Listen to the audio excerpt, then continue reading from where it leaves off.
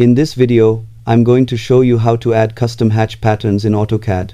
First, download a hatch pattern file with a pat extension from a trusted source and extract it if necessary. Next, type OP and press Enter to open the options window. Go to the Files tab and locate the support file search path. Open the support folder and copy your pat file into that location. After that, type hatch and press Enter to open the hatch creation tools. In the pattern settings, choose Custom and browse the available hatch patterns. Select your newly added pattern and apply it to a closed area in your drawing.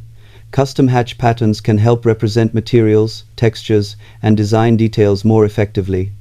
They also make drawings look more professional and easier to interpret.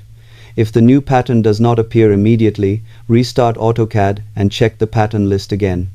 You can add multiple pat files to expand your hatch library for future projects. Thanks for watching and happy drafting in AutoCAD.